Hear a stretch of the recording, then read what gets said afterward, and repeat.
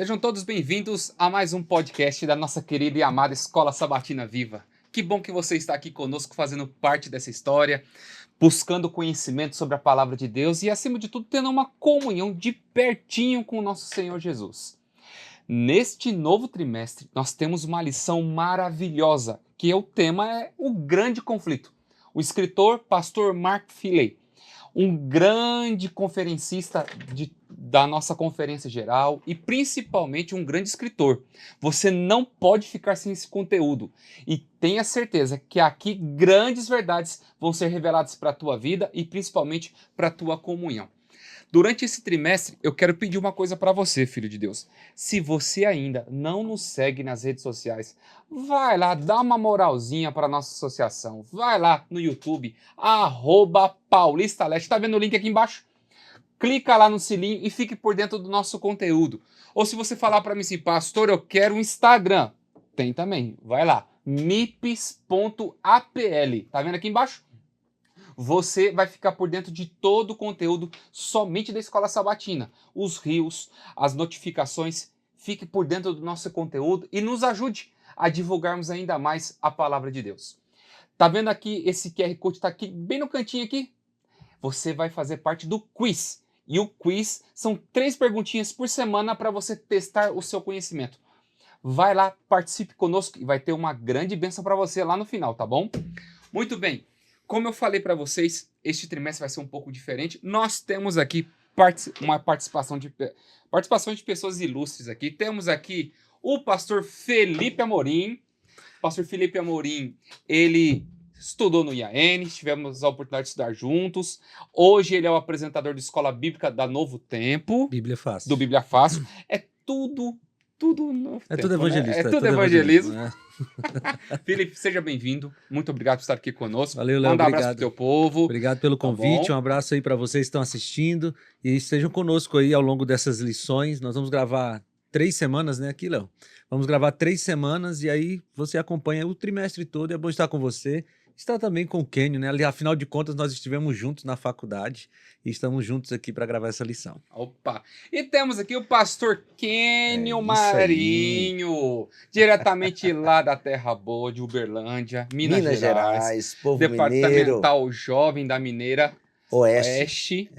E está aqui conosco. Muito obrigado, meu amigo, por estar aqui, por nos prestigiar, por estar aqui diante desse trabalho novo que nós estamos desempenhando há um ano. Que Deus te abençoe ricamente. Manda um abraço pro teu povo. Legal. Para os seus queridos lá da nossa querida Minas Gerais. Mando sim. Obrigado, pastor Léo, em primeiro lugar, por me convidar para estar aqui. Eu estou me sentindo em casa na presença de amigos, literalmente amigos. A gente estudou juntos no período da faculdade, tivemos o privilégio de se conhecer lá e dali formar uma íntima amizade. Então, para mim é um privilégio muito grande estar com vocês aqui, dividir essa mesa, essa bancada. Eu me sinto realmente privilegiado. E eu quero mandar um salve todo especial para minha galera de Minas. Galera da Missão Mineiro Oeste, é um prazer imenso poder mandar esse salve para vocês e para todos os nossos ouvintes, aqueles que estarão assistindo também esse podcast. Que Deus nos abençoe ao longo dessas 3 semanas em que a gente vai falar desses temas tão especiais e importantes para nós. Muito bem, queridos. Vocês estão vendo que tá vindo muitas novidades. Nesse trimestre vai ser algo assim maravilhoso, se Deus quiser. Mas, para começarmos aqui o estudo, nós pedimos a direção sempre de Deus. Pastor Felipe, pode orar para nós nesse momento, para darmos início ao estudo? Vamos orar. Senhor Deus, obrigado, Pai, pelo privilégio que nós temos de termos a Tua palavra em nossas mãos. Obrigado porque nós temos liberdade para abri-la e estudá-la. E é o que a gente quer fazer agora, Senhor Deus. Queremos pensar a respeito do grande conflito e como esse grande conflito afeta a nossa vida, nos dá concentração, nos dá o Teu Santo Espírito, em nome de Jesus. Amém. Amém. Bem, você sabe que esse podcast aqui é para nós buscarmos ainda uma intimidade com Deus, termos um conhecimento melhor sobre a lição, para que você, professor, possa transmitir um conhecimento muito maior ainda para o seu aluno aí na Escola Sabatina no sábado posterior. No verso para memorizar, que na época do pastor Kênio era verso áureo, não faz tempo, né? Faz tempo. Apocalipse capítulo 12, verso 7 e 8, não vai dar para brincar. A gente vai rir muito. Mas vamos lá. Apocalipse capítulo 7, 12, verso 7 e 8 diz: Então estourou a guerra no céu. Miguel e seus anjos lutaram contra o dragão. Também o dragão e seus anjos lutaram, mas não conseguiram sair vitoriosos e não havia mais lugar para eles nos céus. Nós falamos sempre sobre um grande conflito. Um grande conflito, nós falamos sempre a história do bem e o mal. Mas existe uma guerra por detrás de tudo isso, que a Bíblia ela faz um ensejo muito importante para nós entendermos uma das principais doutrinas que pode existir na Bíblia, a ciência do bem e do mal. Como que nós podemos trabalhar isso, pastores, com os nossos alunos, com as pessoas que estão nos ouvindo, assistindo aqui pelas plataformas? Essa guerra que existe, será que é somente uma utopia ou é uma realidade mesmo, pastor Felipe? Na verdade, o grande conflito, ele é a moldura da nossa história cristã, né? Eu sempre, quando eu falo do grande conflito, sempre gosto de pensar na ideia de um quadro, né? Um quadro que um pintor fez. Os limites do quadro são a moldura no qual ele é colocado, e a moldura dá a forma, né? O limite daquilo que foi pintado. Lógico que a moldura não é o principal do quadro, mas ela é uma parte importante para dar os limites e a forma do quadro. Por que eu uso essa metáfora? Porque o grande conflito é a moldura da nossa narrativa como cristãos. E às vezes a gente perde essa noção do grande conflito, e quando a gente perde a noção do grande conflito, a gente perde referencial de julgamento da vida. Por exemplo, se você olha para a pobreza no mundo, por exemplo, e você desconsidera o grande conflito, você vai cair em, Uma série de outras argumentos para dizer assim, ó, interpretações. não, a pobreza é problema do capitalismo, a pobreza é problema da exploração da Do burguesia homem, pelo sim. proletariado, ou do proletariado pela burguesia, e você vai cair em ideologias humanas para explicar a pobreza, né? Ou o contrário, se você diz assim, não, para resolver a pobreza, como é que a gente faz?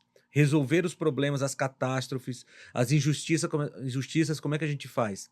Se você não tem a moldura do grande conflito, você vai dizer assim, não, a pobreza vai ser resolvida com um político, com a eleição de um novo presidente, com uma ideologia partidária. Quando a gente perde a noção do grande conflito, a gente acha que os problemas do mundo eles serão resolvidos com métodos do mundo. Então, a moldura do grande conflito nos ajuda a julgar a vida de maneira certa. Por exemplo, você olha para a pobreza, você percebe que a pobreza é resultado do pecado. Não é resultado de uma ideologia social. E quando é que a pobreza vai ser resolvida? Não é com a eleição de um presidente, seja ele quem for, de qualquer espectro político que for. A eleição de um presidente, a chegada de uma ideologia, não é assim que se resolve a pobreza. A pobreza, porque é consequência do pecado, ela só vai ser resolvida quando o problema mais fundamental for resolvido, que é o problema do pecado. Mas a gente só tem essas noções se a gente não perder a ideia de que há um grande conflito, que deu origem ao mal e que o mal só será resolvido quando esse grande conflito for resolvido. Em outras palavras, eu vou puxar o gancho aqui do pastor Felipe para dizer: o grande conflito me ensina que para problemas humanos as soluções são divinas. Uhum. O grande conflito me ensina que o mal se iniciou fora daqui, mas nos afetou.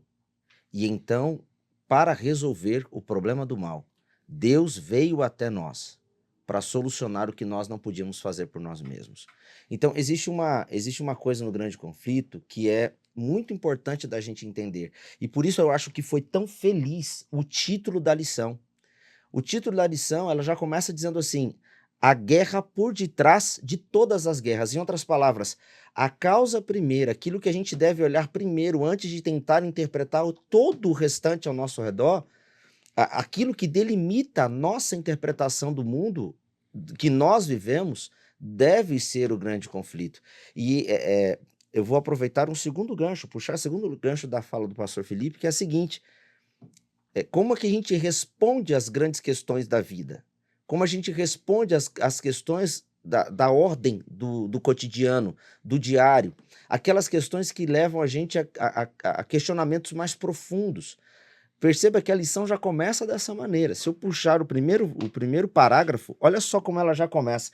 E deixa eu fazer uma propaganda gratuita aqui, mano, que é a seguinte: O livro Cosmovisão Cristã, escrita pelo pastor Felipe, Disseram que é bom esse livro, hein, cara?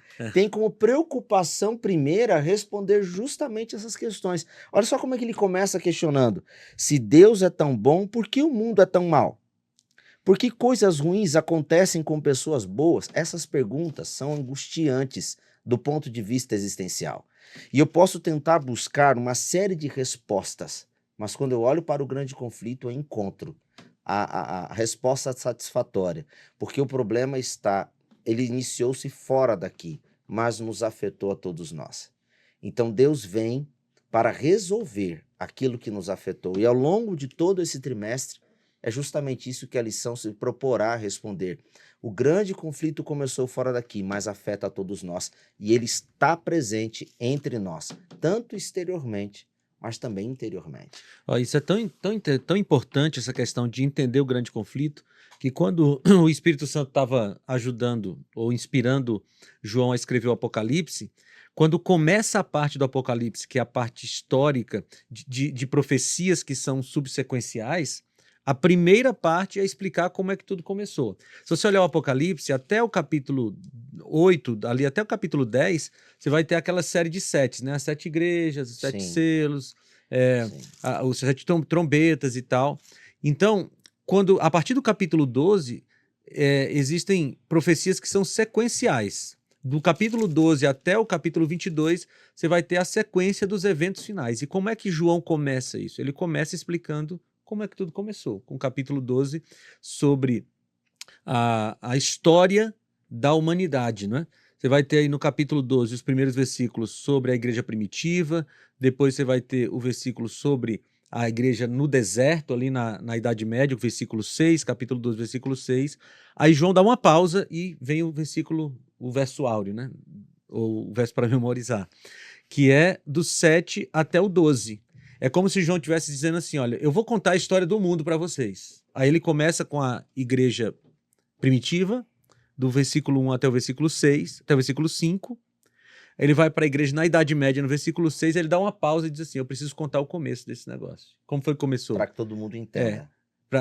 Exatamente, para ver por que as coisas estão acontecendo. Uhum. Então, no versículo 7, ele diz, vamos lá no começo, houve guerra no céu. Então, o mal começou lá no trono de Deus, e depois do versículo 12, aí ele volta para a igreja no deserto, no versículo 13 até o versículo 16, e no versículo 17 ele fala da igreja remanescente. Então, João considerou fundamental entender o grande conflito para que a gente pudesse entender a história da igreja cristã. E eu insisto nisso, cristãos que desprezam a visão do grande conflito terão sérios problemas em interpretar a Bíblia. Porque a Bíblia começa com o grande conflito e ela termina com o grande conflito. Aliás, a história da Bíblia é a resolução do grande conflito. Do grande conflito. Você olha, por exemplo, Jó, que foi o primeiro livro da Bíblia a ser escrito, ele começa com o grande conflito. Uhum. Né? Gênesis, que é o primeiro livro da Bíblia que nós temos aí na sequência, ele descreve o grande conflito, o início do grande conflito na Terra. Né? Então, é fundamental. Eu diria que o grande conflito, a doutrina do grande conflito é o chão sobre o qual as outras doutrinas bíblicas são construídas. E há um risco de, se você não entender a seriedade, a profundidade, a relevância, a importância do grande conflito, você minimizar a importância, a relevância, a seriedade, a necessidade do sacrifício. Uhum. E aí o que a gente tem hoje, eu vou puxar um outro gancho que você disse aqui, mas é apenas um gancho, mas vamos voltar já para o quadro principal aqui. E o que a gente vê hoje no movimento cristão, de maneira geral, é uma diminuição da importância do Cristo crucificado para uma elevação do Cristo histórico, do Cristo injustiçado, do Cristo historicamente relevante, mas não espiritualmente necessário. Então, perceba que se a gente não trabalha sob a ótica do grande conflito, a interpretação bíblica, a gente corre um sério risco de diminuir os elementos que levaram Jesus à cruz. E isso para nós é muito caro. A gente não pode abrir mão sobre nenhuma espécie disso. Eu creio que todo cristão, em especial o adventista do sétimo dia, deveria compreender com profundidade o grande conflito, para que ele pudesse, a partir daí, ter uma ótica holística maior e mais homogênea do estudo da palavra. Quando nós paramos para entender a questão do grande conflito, porque é algo interessante a gente parar para analisar que alguns pensadores defendem que Deus ele é o criador de todas as coisas, mas ele também ele é o responsável pela criação do mal. Perfeito.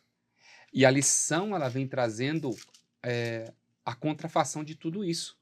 Porque o autor, o Mark Phillips, diz assim: o amor de Deus é incrível, sua natureza é amor. Todas as suas ações são de amor. O amor não pode ser forçado, coagido ou imposto como lei. Só o amor desperta amor. Cara, eu achei o Mark Finney espetacular ao escrever isso pelo seguinte, ó. O amor pressupõe alguns elementos para a existência dele. E um dos elementos que se pressupõe a existência do amor é a liberdade. O amor é sempre um ato da escolha. É resultado direto daquilo que eu escolhi. Eu escolhi amar. E eu preciso dar liberdade para que essa escolha aconteça.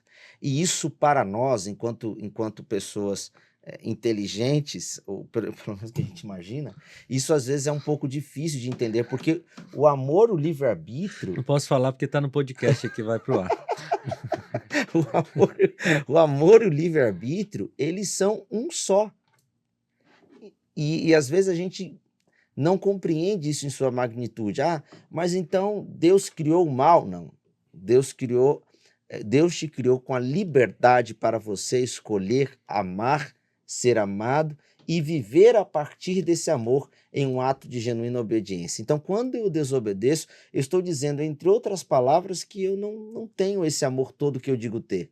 E aí, interessante que ele vai comentar isso de uma maneira brilhante. Ele vai dizer assim: negar o poder da escolha é destruir a capacidade de amar. E destruir a capacidade de amar é erradicar a possibilidade de ser feliz. Deus ganha nossa lealdade por meio do seu amor. Então, isso para mim é espetacular. Deus nos criou para sermos livres, livres inclusive para amá-lo. Então é por isso que a gente consegue não explicar, mas entender basicamente assim a origem do mal, né? O apóstolo Paulo chama o mal de mistério da iniquidade. Por quê? Porque realmente é difícil você compreender como é que o mal surgiu no coração de um anjo, um querubim, que trabalhava do lado do trono de Deus. Como é que, de repente, o mal surgiu lá? Esses dias eu estava gravando o Bíblia Fácil falando sobre o grande conflito. E aí a moça me perguntou assim: mas pastor, como é que pode? Como é que a gente vai entender o mal surgindo no coração de um anjo que estava do lado do trono de Deus? Perfeito. Né? Eu disse: olha, irmã, o apóstolo Paulo, inspirado por Deus, resolveu dizer só que é um mistério da iniquidade, então eu não vou tentar te explicar, não. Mas Ezequiel e Isaías nos dão uma ideia ali de como foi esse processo. E eles lamentam. Você vê que o que eles explicam é uma espécie de lamento. Pois é, porque realmente a maior tragédia do universo está descrita aqui em Ezequiel 28 e Isaías 14. Né? Deixa eu te interromper, pastor, só para dizer uma coisa. Grava bem isso. Essa é a maior tragédia do universo. A maior tragédia do universo não são aquelas que nós contamos nos livros de história. A maior tragédia do universo foi um dia um anjo decidir, por vontade própria, por livre escolha, decidir ali, por livre escolha, como repetir, ser perfeito no lugar de Deus, decidir tomar o trono de Deus. Ali foi a maior tragédia da história do universo. E olha como é que Ezequiel, numa profecia daquelas de duplo cumprimento, né? Porque ele estava falando de Tiro, do rei de Tiro, mas estava falando também de Satanás. Ali no capítulo 28 de Ezequiel, a partir do versículo 13, ele diz assim: você estava no Éden, no jardim de Deus, todas as pedras preciosas o enfeitavam, sárdio, topázio, diamante, berilo, ônix, jaspe, safira, carbúnculo e esmeralda. Seus engastes e guarnições eram feitos de ouro. Tudo foi preparado no dia em que você foi criado. E essa frase aqui é importante, porque o que Satanás, até então, o anjo de luz, né, que a gente chama de Lúcifer, a palavra Lúcifer não aparece na Bíblia, mas é a palavra latina para anjo de luz. Né? Então, o que Lúcifer deixou de entender é que ele era uma criatura. E aí, ele diz aqui no versículo 14, você foi ungido como um querubim guardião, pois para isso eu o designei. Você estava no monte de Deus, do santo de Deus, e caminhava entre as pedras fulgurantes. Você era inculpável em seus caminhos desde o dia em que foi criado de novo, né? Está aqui de novo, criado, até que se achou maldade em você. E aí, o versículo 16, ele diz assim, por meio do seu amplo comércio, você encheu-se de violência e pecou. A palavra comércio aqui dá a ideia não de você vender algum objeto, mas de você vender uma ideia. Né? Aquela ideia de que Satanás começou a vender a ideia de que Deus era injusto e por isso, como diz lá em Apocalipse 14, ele arrastou 1/3 dos anjos com ele. Então, Ezequiel 28 descreve um pouquinho disso. Agora, Isaías 14 também fala disso. Né? Você que é professor da escola sabatina, você precisa enfatizar esses 2 versos, assim, esses 2 trechos, porque é a única explicação que nós temos da origem do mal. A explicação filosófica da liberdade, que o Kenny falou aqui, é importante, e a explicação do texto bíblico são esses 2 aqui. Isaías 14, a partir do versículo 14. Olha o que foi que aconteceu a partir do versículo 12, diz assim, como você caiu do céu, ó estrela da manhã, filho da alvorada, como foi atirado à terra, você que derrubava as nações. Você que dizia no seu coração, eu subirei ao céu, erguerei o meu trono, acima das estrelas de Deus, eu me assentarei no monte da Assembleia, no ponto mais elevado do Monte Santo.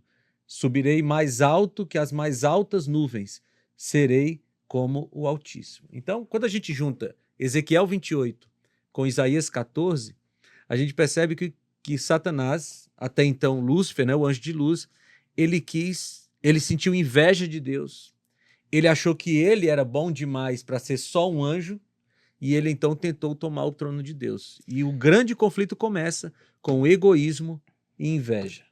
A gente não sabe como surgiu isso, como surgiu o mal em alguém que era perfeito. Mas a gente sabe de uma coisa. Lúcifer esqueceu quem ele era. Uhum. E por esquecer quem ele era, ele se rebelou contra quem Deus é. Nós fazemos o mesmo movimento. Quando nós nos esquecemos de quem nós somos, também acabamos por nos rebelar contra quem Deus é. Isso é muito importante. Da mesma maneira como Lúcifer era criatura e tentou tomar o lugar de Deus, também ao nos esquecermos quem somos, nos esquecemos que somos criatura. E então, muitas vezes, tentamos tomar o lugar de Deus. O que Deus está dizendo? Ó, me coloque em primeiro lugar na sua vida. Não terás outros deuses diante de mim. Não faça para você imagem de escultura. O que Deus está tentando dizer é, não tome o lugar que não te pertence. Não se esqueça de quem você é.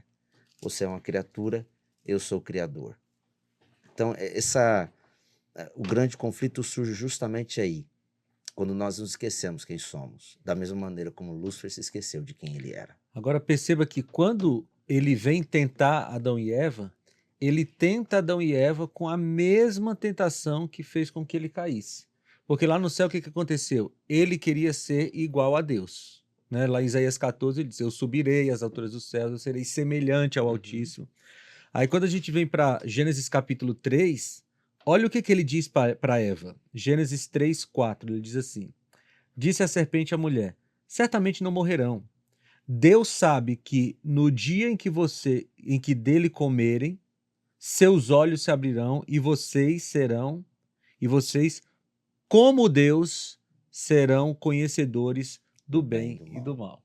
Veja que a tentação que Satanás expõe para Eva é exatamente ser como Deus, que foi o que ele tentou ser lá. Ele sabia que a tentação de ser como Deus iria destruir a santidade que estava sobre Eva e sobre Adão também.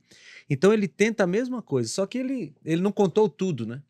Porque ele diz assim, vocês serão como Deus, conhecedores do bem e do mal.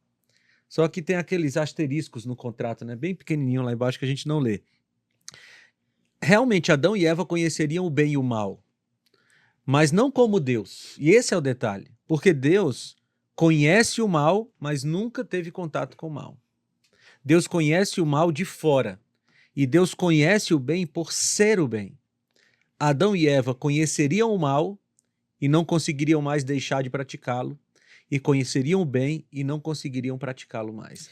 Então ele engana Eva com a mesma tentação com a qual ele caiu lá no começo. Parafraseando a mim, Rodor, a diferença entre nós e Deus é que Deus, conhecendo o mal, não é infectado e nem afetado por ele.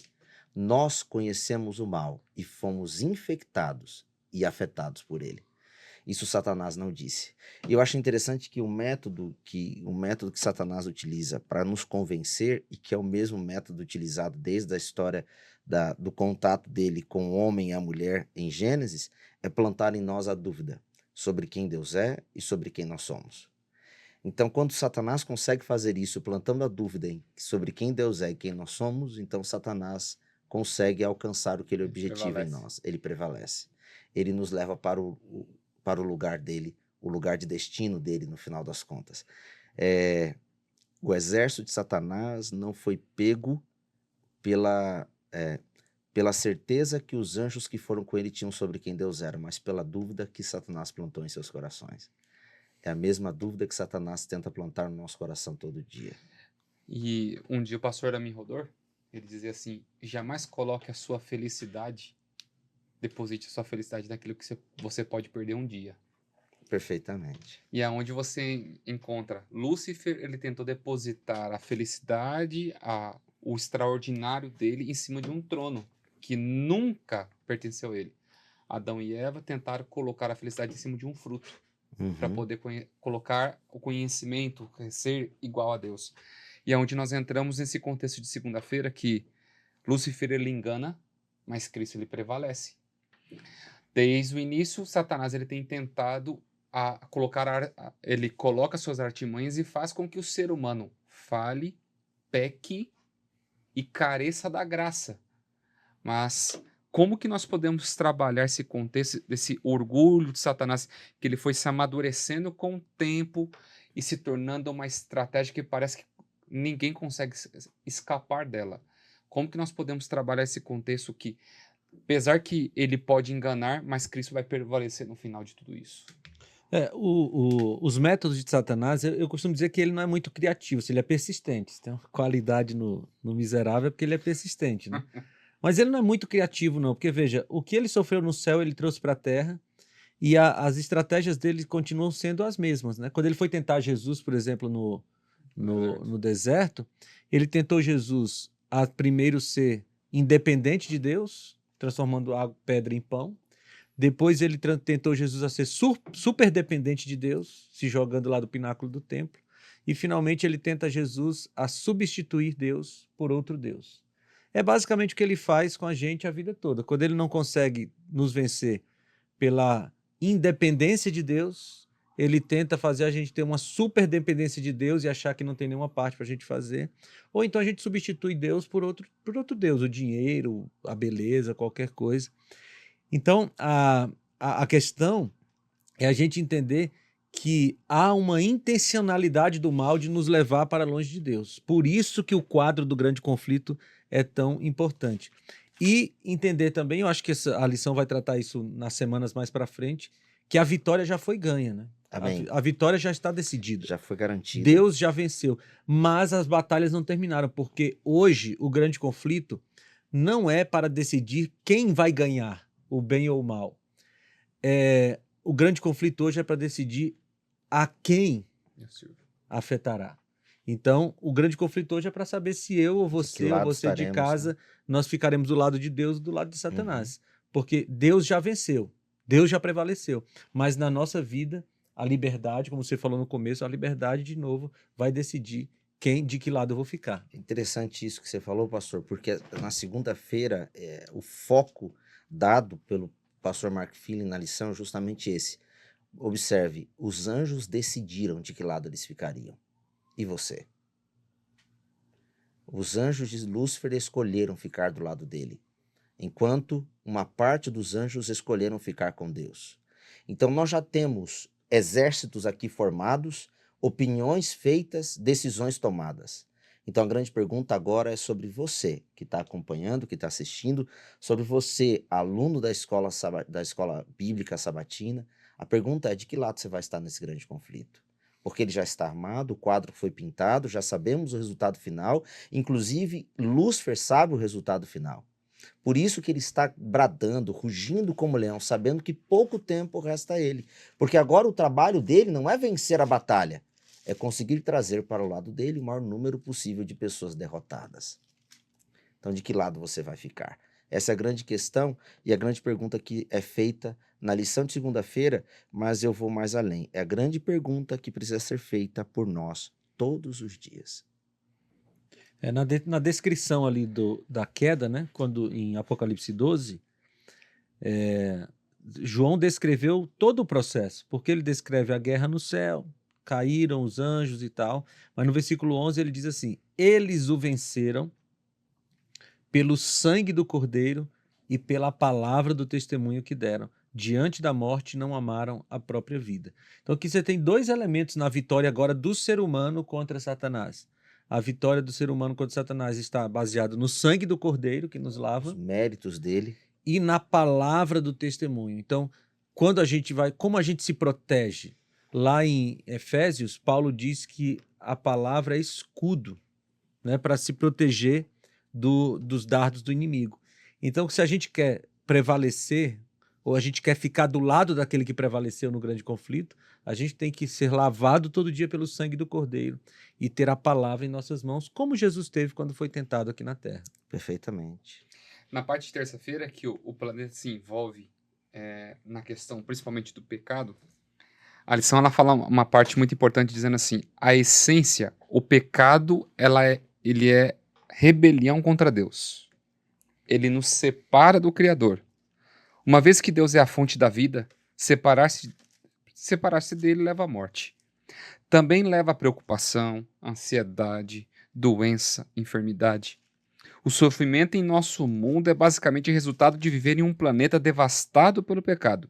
Isso certamente não significa que todas as vezes que nós sofremos ou ficamos doentes é porque pecamos, e sim que cada um de nós é afetado por viver em um planeta assolado pelo pecado.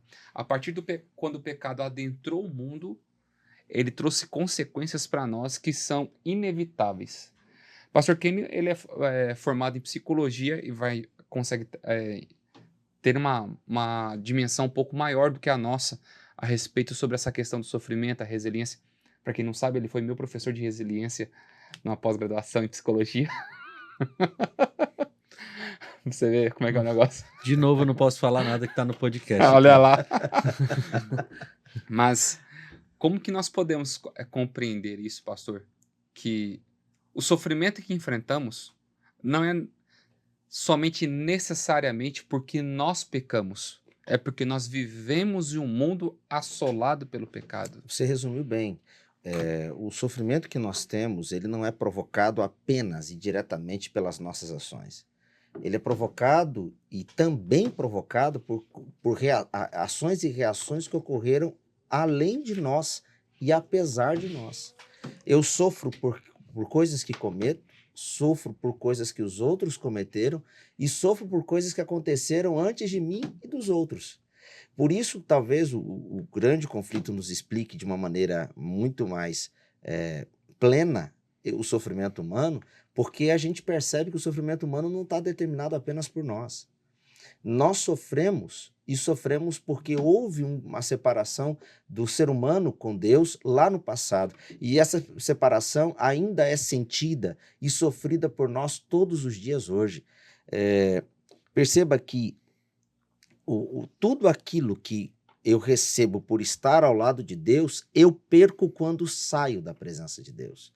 Então, quando eu estou ao lado de Deus, eu tenho a vida eterna. Quando eu estou ao lado de Deus, eu tenho uma vida plena, eu tenho uma vida feliz. Então, se eu estou longe de Deus, se eu vivo afastado de Deus, logo, tudo aquilo que eu recebo por estar na presença de Deus, eu perco. Então, nós conhecemos o sofrimento porque vivemos esse afastamento. Conhecemos a dor porque vivemos esse afastamento.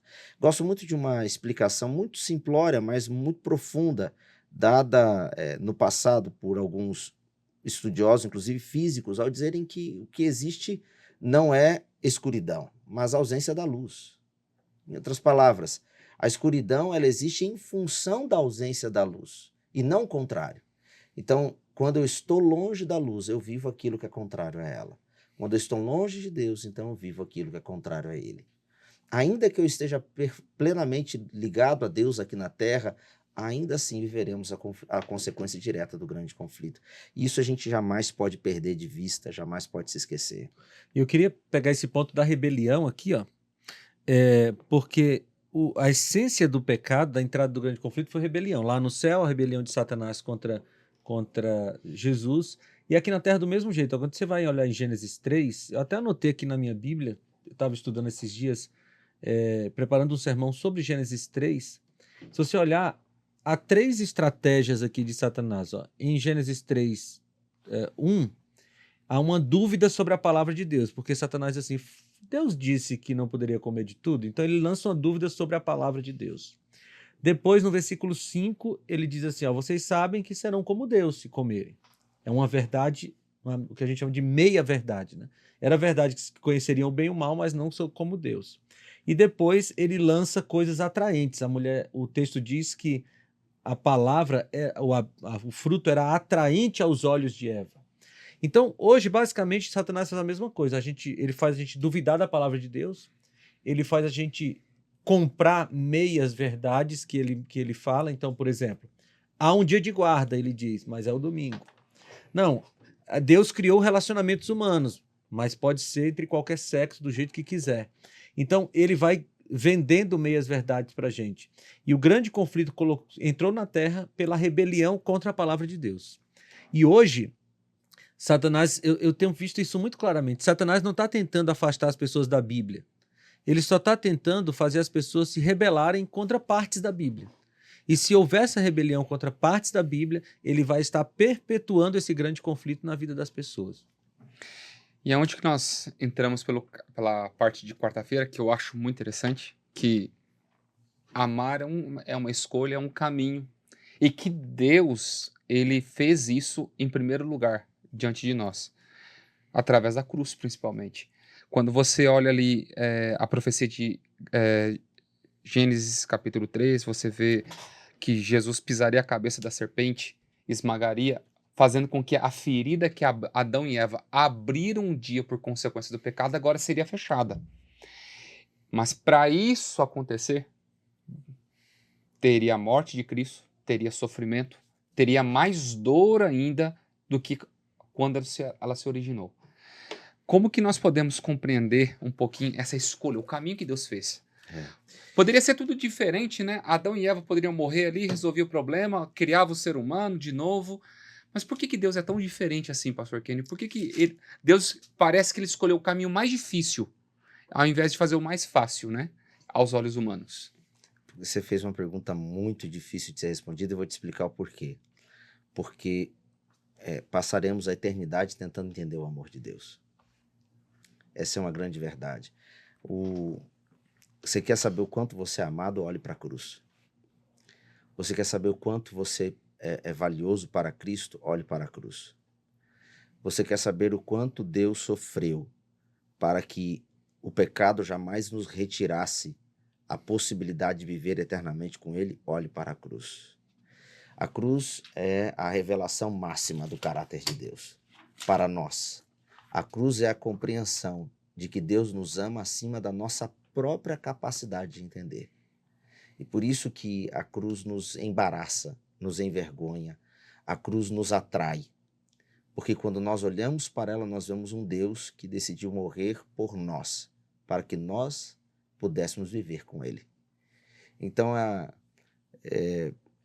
eu olho para a cruz e penso assim, eu não tenho como negar esse amor, porque esse amor custou a vida do Filho de Deus. E a cruz é ao mesmo tempo revelação do amor, mas o preço do grande conflito. Então você quer saber o quanto o grande conflito é algo tremendamente pesado? É a tragédia do universo. Olhe para a cruz. É por isso que os anjos, ao ouvirem o plano da redenção, os anjos não conseguiram acreditar.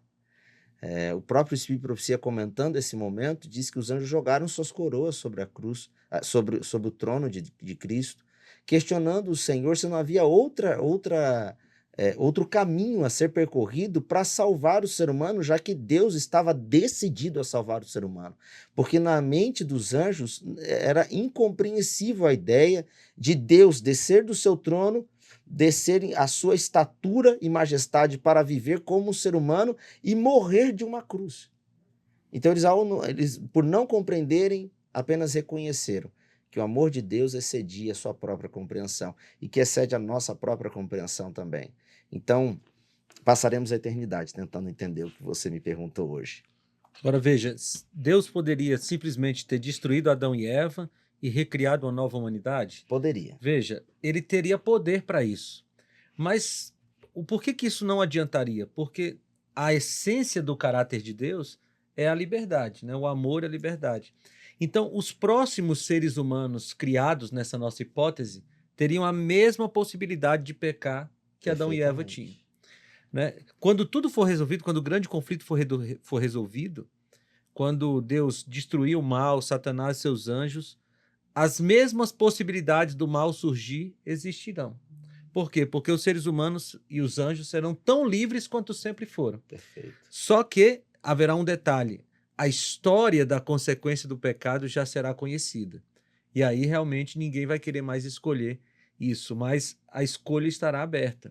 Então, por que Deus salva o ser humano? Porque ele não cria um robô para servi-lo, ele cria um ser com quem ele vai se relacionar para amá-lo.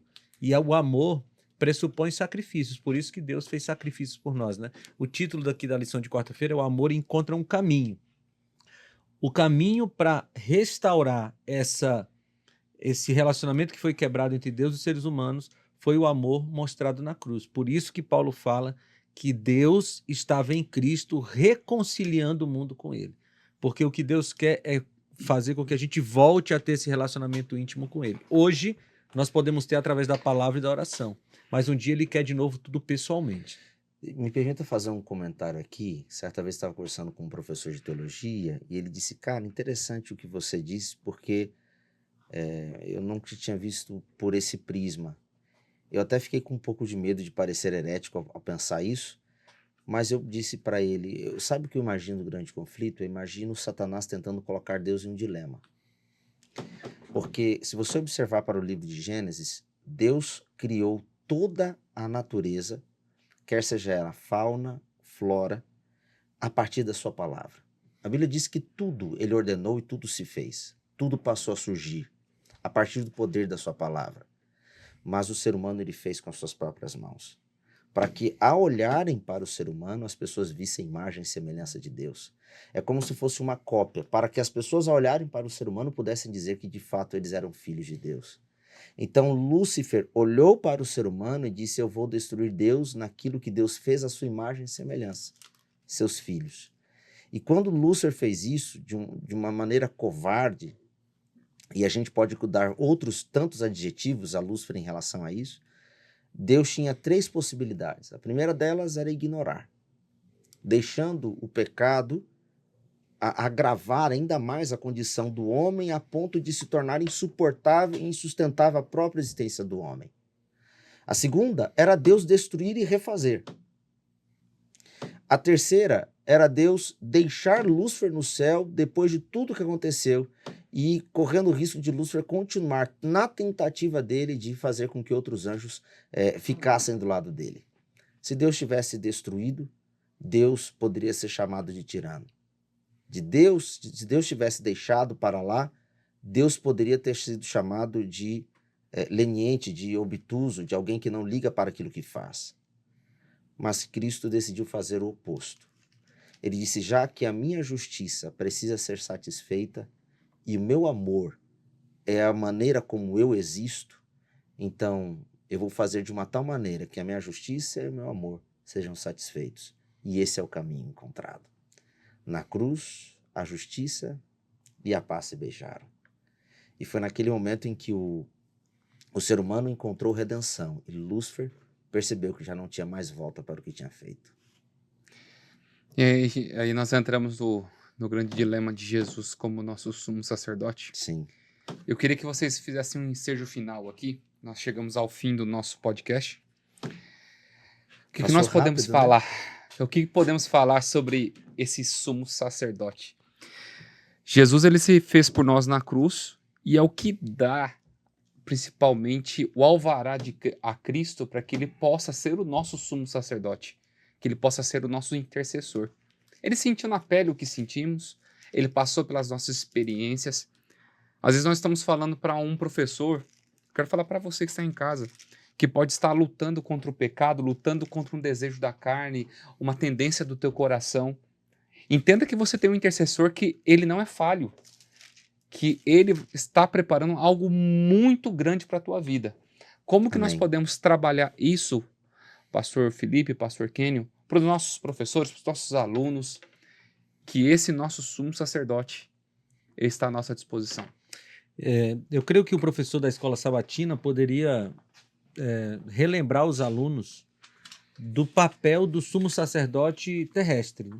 Lá em Levítico capítulo 16 fala sobre o dia da expiação e é importante você entender que o sumo sacerdote ele era o representante, o intercessor do povo diante de Deus ali nos rituais do santuário, né? E quando Jesus é colocado como nosso sumo sacerdote, em Hebreus capítulo 4, indica que ele é o nosso intercessor frente a Deus o Pai nesse processo do grande conflito. A diferença é que em Levítico 16 existia o sacrifício e o sumo sacerdote, dois seres separados. Mas no grande conflito, Jesus é tanto o sacrifício quanto o sumo sacerdote. Ele é Isso oferta e é ofertante. Exatamente. Isso Então é ele impressionante. tem autoridade para diante de Deus dizer assim, ó, eles merecem a morte, mas eles se arrependeram, pediram perdão. Então o meu mérito eu coloco sobre eles e o Senhor pode salvá-los. Eu queria destacar algo da lição, pastor Léo, que me emocionou enquanto eu estudava ela para a gente estar aqui no podcast. Cristo pode ser o nosso sumo sacerdote porque conhece as nossas dores, porque ele também é o Cordeiro. Então ele é aquele que intercede por nós como sumo sacerdote, mas intercede porque ele sabe daquilo que passamos em razão do pecado que sofremos, do pecado que habita em nós. E aí a lição, o pastor Mark Finley, como um excelente evangelista, faz um apelo emocionante ao dizer assim: acima de tudo, Jesus quer que estejamos com ele no céu. O seu desejo, a razão de sua morte e intercessão é nos salvar. Você tem uma necessidade? Então diga a Jesus. E aí ele encerra dizendo: onde há tristeza, ele consola. Onde há medo, ele traz a paz. Onde há culpa, ele perdoa. E aonde há fraqueza, ele traz a força. Amém. Muito bem, queridos. Chegamos ao fim de mais uma Escola Sabatina Viva. Eu quero recitar para vocês as palavras de Ellen White, que ela diz assim: filhinhos, conheço vossas dores, suportei vossas tentações, enfrentei vossas lutas. Aqueles pesares demasiados mais profundos para serem desafogados em algum ouvido humano, eu os conheço. Portanto, olhem para Jesus e vivam tendo a certeza que vocês são amados e que existe uma coroa da vida eterna sendo preparada pelas mãos de Jesus para vocês. Amém. Que Deus te Amém. abençoe, que Deus te ilumine e que você tenha uma linda semana na presença do Senhor Jesus. Vamos terminar com uma oração, pastor Kenny? Vamos agora.